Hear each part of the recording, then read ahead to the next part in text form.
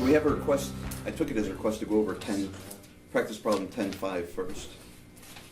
We'll do the review question first because it's a concept, and then we'll get into the math of 10.3, 4, and 5. Okay. Review question number 11. It says, if a chemist makes a solution in a beaker using water and a solute that dissolves endothermically, how would you expect the beaker to feel, hot or cold? Cold. Chilled. Correct. Endothermically, you expect it to feel cold. Now, yesterday, when we talked about the reactions in endothermic and exothermic reactions, it may be confusing because this is talking about dissolving, and remember that dissolving is not a reaction. Technically, this is an endothermic or exothermic process. Okay? The process of dissolving can be endothermic and exothermic. And also, when you have a reaction can be exothermic or endothermic. So I was hoping that maybe you didn't get confused yesterday because I probably said an endothermic or exothermic reaction. That's what we tend to deal with in chemistry. Dissolving is an endothermic or exothermic process. Okay.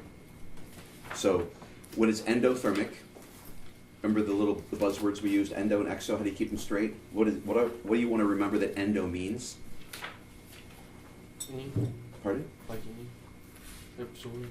Okay, so enter, endo, enter, exo, exit, endothermic, it enters into when it dissolves, heat enters into it, it takes heat in, which means it's taking heat out of your hand. So it would feel cold because heat is being taken in. Exothermic means it's giving heat off, and so it would feel warm to your hand. So that's just a basic way of remembering that. Should we jump right back over? Does that make sense to everybody? Yeah. Review question 11? Okay. Let's go ahead then over to the practice problems. We only have 3 of them for today. After that, you've got reading and homework, so we'll keep on going at this kind of a tempo. If you noticed in the schedule the last couple days, like the last outline you have is a page and a half. Okay? But in order to keep the topics together so you're reading on a consistent whole, they've got to be a little bit heavier sometimes. I don't believe we're going to have any modules where the last reading is like the 5 pages. I think that they're all going to tend to taper off like that because normally the beginning of the module is laying out the major concept, and then later on it's applications of that concept. I know that this reading is on molality, and so we'll be discussing molality, freezing point, depression, and boiling point elevation. Basically, the idea is that if you have a solute in a solution, the point at which it freezes will be lower than 0, and the place in which it boils will be higher than 100 degrees Celsius. We'll say water. If that's a solvent, if you put a salt into it and dissolve the salt, it'll freeze lower and it'll boil at a higher temperature than normal. When we say 0 degrees freezing and 100 degrees boiling, that's for distilled water. That's pure H2O with no solutes in it at all. Practice problem number 5. It says one popular test for lead, that lead ion, right? Lead contamination in drinking water is the chloride test. This test involves adding sodium chloride to water. Any lead ions in the water will immediately react with the chlorine, forming a solid precipitate. So the reaction formula of lead ions plus sodium chloride.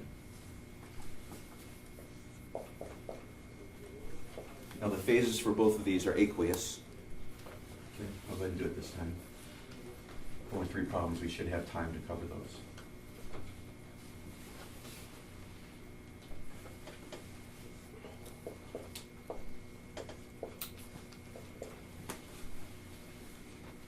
Sodium ions.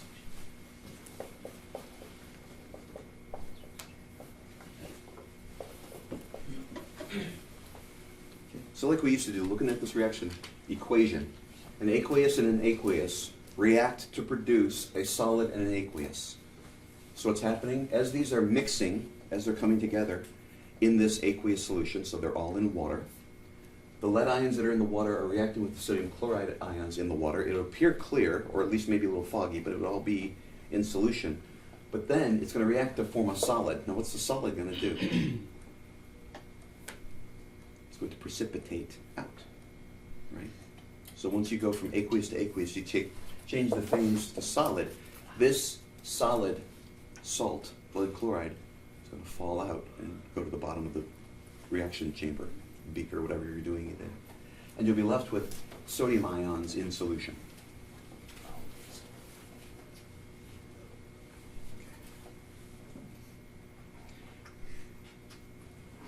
Measuring the mass of this precipitate, okay, we just said the sodium chloride turns solid and precipitates out. So measuring the mass of this precipitate can tell you what concentration of lead ions are in the water. If, now we get to the real problem, if an excess of sodium chloride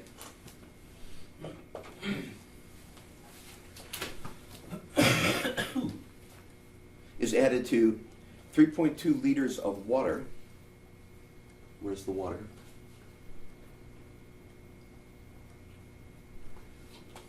They're all in aqueous solution, right? So we got 3.2 liters of water containing, let me read the rest of the problem. If an excess of sodium chloride is added to 3.2 liters of water, the lead ions are in the water.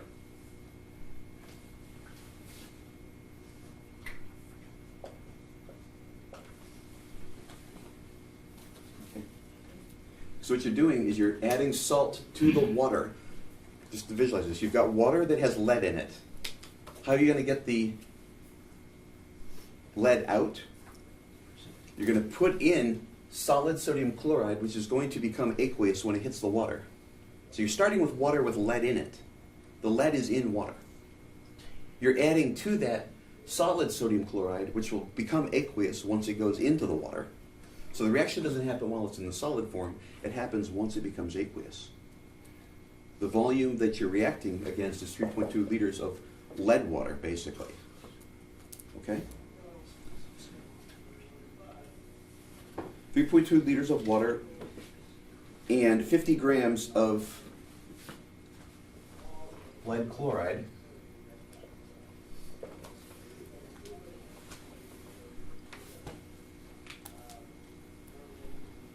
"50 grams of lead chloride are produced. What's the molarity of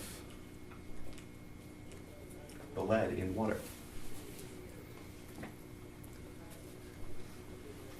So this is our unknown. We got to drive towards the unknown over here. We've been given the 50 grams, so we need to move to the solution in that direction.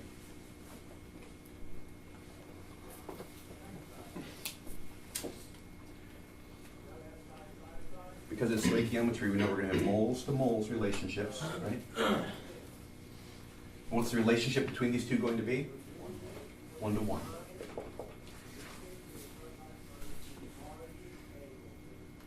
Okay, lead chloride.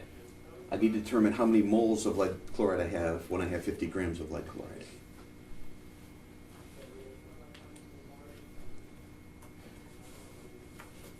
Check my math. I haven't done that yet. Okay. So how do I go from grams to moles? So my molar mass here of lead chloride is 278.2 grams per mole.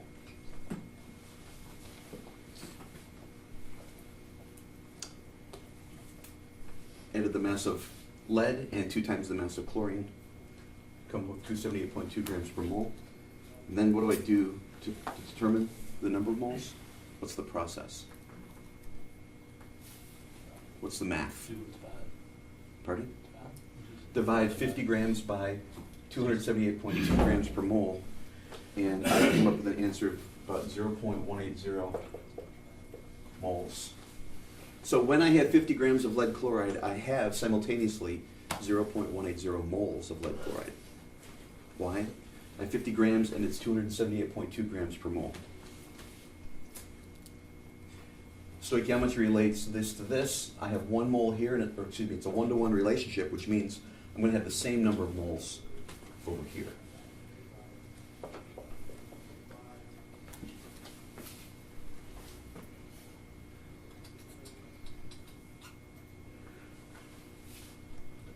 Right here we've got molarity. What is molarity? Number of moles out of that.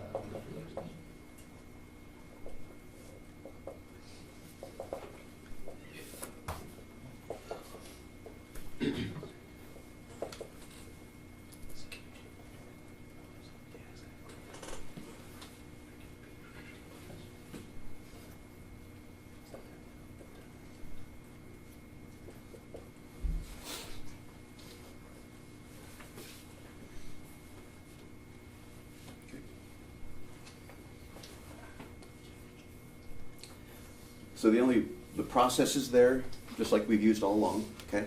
The only thing that was conceptually difficult there was to realize that the reason why the lead ions and sodium chloride were aqueous is because you had lead water, you had water with the lead ions already in it, that you added sodium chloride to it, which was solid. But when it went into the lead water, it became aqueous. So the 3.2 liters is how much lead water you had. So using 3.2 liters of that lead water to produce 50 grams, you must have used 0.056 molarity. That was the molarity of the lead in the water to start with.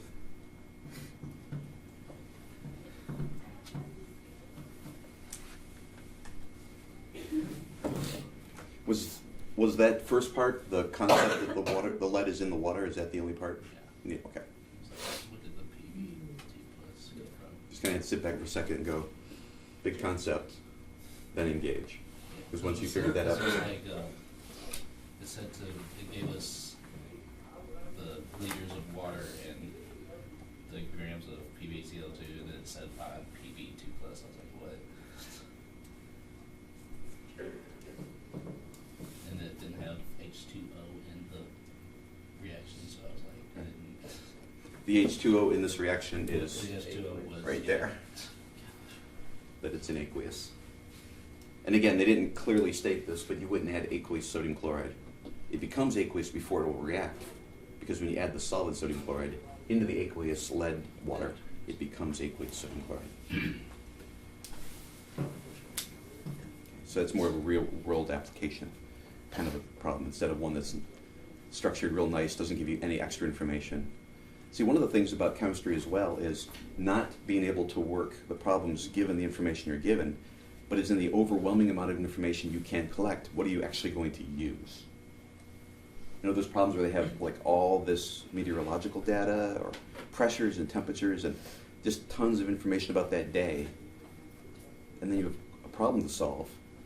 And part of the knowledge base is to know which pieces of that information you actually have to use and which pieces of that information don't mean anything to the problem.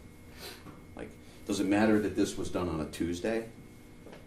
The chemist goes into the lab on a Tuesday and reacts, okay? You gotta be savvy enough to know, you know what, the lead water doesn't know if it's Monday or Tuesday. It's not gonna react differently based upon the calendar day. Of course, some people might say, well, on the Tuesday when the chemist went into the lab, there was a full moon, okay?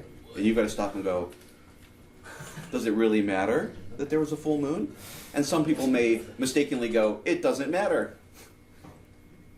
Or correctly say it doesn't matter, depending upon your view of whether or not the phase of the moon. So some people say it matters because a Sagittarius went into the lab on a Tuesday with a full moon. Does it matter what sign the chemist had? You're assuming it doesn't. Oh, okay. That's the kind of stuff. There can be if you wrote down all the pieces of information that are out there right now, just about describing this room right now. What temperature is it? What the pressure is? What the frequency of the ambient light is? Okay? Hear that background buzz of the fluorescence? Does the sound of the fluorescent lights affect the chemistry? We might assume not. We might find out someday that it does. Because nobody thinks it does, so they don't even look at it. But part of the problem is to be able to go into a real world situation, and with the vast amount of data that's actually there, pull out what you actually need and then use it.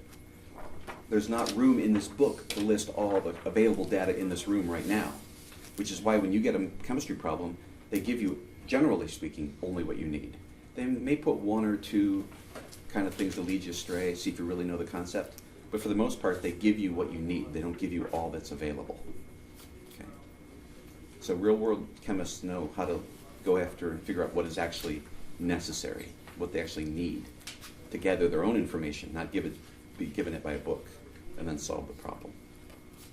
So, any questions on practice problem number 5?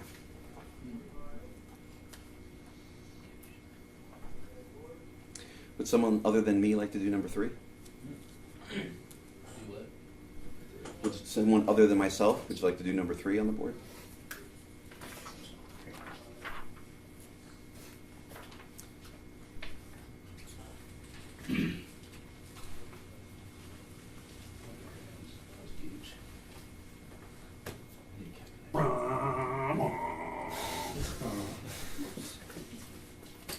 Can we use the Yeah. recording? Maybe what? The answer book? I mean, like, coming just to do the math. Oh, well, go ahead and do this. Just come up and do the setup. We'll give you the numbers if you want to do it.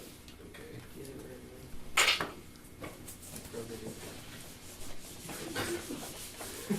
Yeah, set the problem up and then we'll walk through and do the math. Because they're all going to, I had all 3 of these setting up with the H diagram.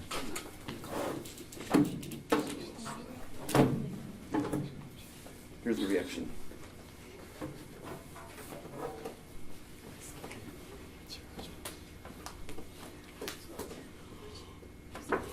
Now, for number 3, if you wanted to, this is, remember I showed you that shortcut? Because those are the only 2 you really care about. Yeah.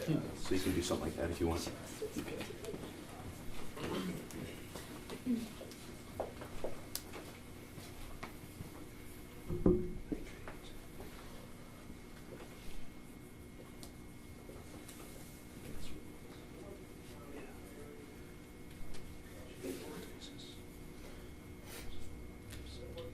You could do plus a blank, plus this underscore. Do it. You could, but that's fine. Oh, that's how I. That's Okay. just how. So what Ray's doing is he's taking the shortcut, which I told you could. He's just writing down the 2 molecules that are actually in question from the balanced reaction equation. There's more to both sides. He's, for brevity right now, he's just writing down the ones that really matter for our problem.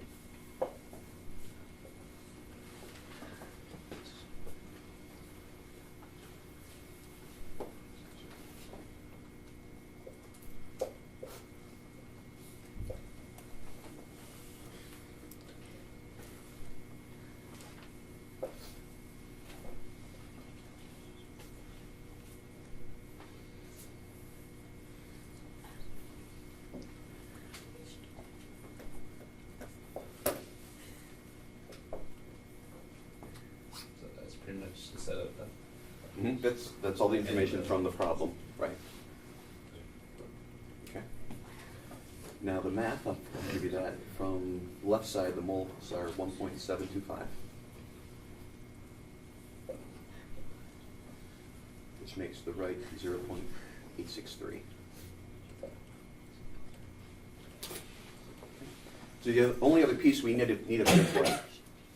What piece does Ray not have on the board so far? He's moving from the givens, the knowns over here, the givens, to the unknowns. He has each step along the way except for molar mass of the aluminum sulfate, which is 342.3 grams per mole. 240. 342. Oh, 342.3 grams per mole, and then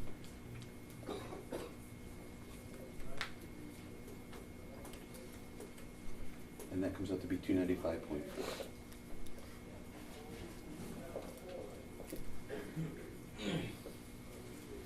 That's it. Thank you, sir. So the parts that we'll read the problem together and see how much of this comes straight from the question, and then where the actual math that you would need to do is involved. So the following reaction takes place in the lab. The two molecules in question are going to be the aluminum nitrate and the aluminum sulfate. So for brevity, again, just allowed to write those 2 molecules for now. It says if 690 milliliters of a 2.5 molar solution of aluminum nitrate, so these two parts are given in the problem, is added to an excess of aluminum sulfate. That's part of the problem we did put up there. How many grams of aluminum sulfate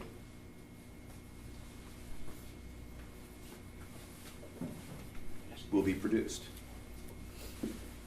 So going to the unknown from the givens moves us in this direction.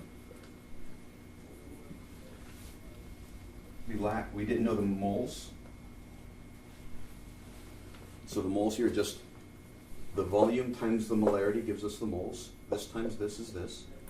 Stoichiometry says it's a 2 to 1, so my multiple is a 1/2, going from left to right, which gives me my number of moles of aluminum sulfate. And then given the molar mass times the number of moles, multiply those together, give me the grams of aluminum sulfate. Remember, movement is up is multiplication, stoichiometry, multiplication. What would that look like using conversion factors? 0.69 liters of aluminum nitrate. I'm going to put the molecule down for now, again for brevity. But 0.69 liters of aluminum nitrate times 2.5 moles per liter of aluminum nitrate. Well, that will give me moles, right? Stoichiometry tells me it's 2 to 1, multiple of 1/2. So that would be, right here, this is moles of aluminum nitrate. I need moles of aluminum nitrate down here. 1.725 moles of aluminum nitrate relate to 0, excuse me, did it backwards. 2 moles of aluminum nitrate relate to 1 mole of aluminum sulfate. That's where we get the multiple of 1/2. Okay. Then, moles of aluminum sulfate times, we're at moles of aluminum sulfate there, times the molar mass, 342.3 grams per 1 mole. Moles cancels moles, moles cancels moles, so I'm left with grams, and the math is 295.4. See, in the chemistry book, this is the way they would have taught you to do it. That's the same thing as on this solution pathway, it's just it's graphical. This is for you guys that are doing raw code. These are for those of you that use Mac or use Windows-based PC, so you can see it. Here's the pathway that you can see. Here's the code behind the pathway. You get the same answer both ways.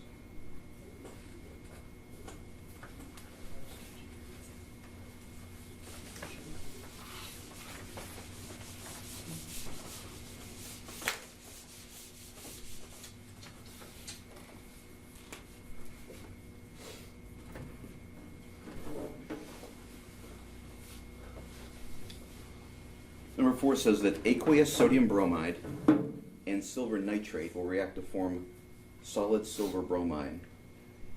That's the compounded photography. We've already talked about that in here. And sodium nitrate. Let's see, for that reaction, you can see it in your book there. What I did was we have an excess of everything, and we also have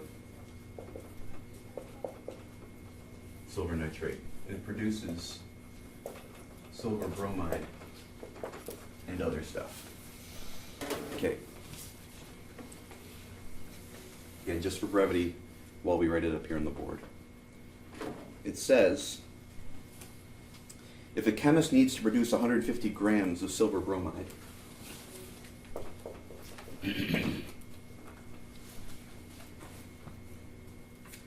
how many liters of a 3.5 molar silver nitrate must be added to excess sodium bromide, which I didn't put on the board. This is a sodium bromide, it's in excess. So, how many liters? Moving from our given to our unknown. Okay? So this is, on number 3, you worked from the lower left to the upper right. On number 4, you worked from the upper right to the lower left. And number 5 had that concept of realizing that the ions were actually in water. So the water is the volume of the lead ion. So moving this pathway, coming down, you still need to move through the molar mass section.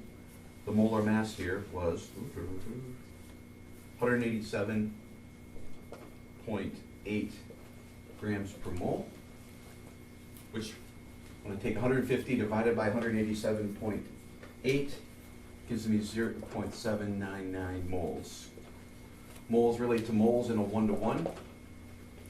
So I have the same exact number of moles of silver nitrate. Moles divided by molarity gives me my volume, and the math there brings us down to 0.228 liters. So 0.799 divided by 3.5 gives me 0.228.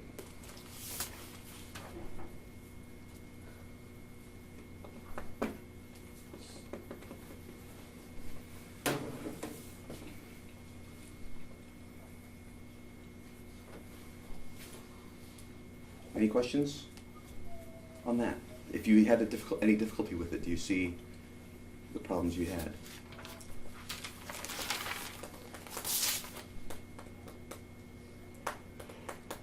We're all good? Which one is the easiest one of those 3? Number 1? I think number 1 is 2. Because you're working from lower to upper. Seems to make more sense. The math is multiplication rather than division. Right?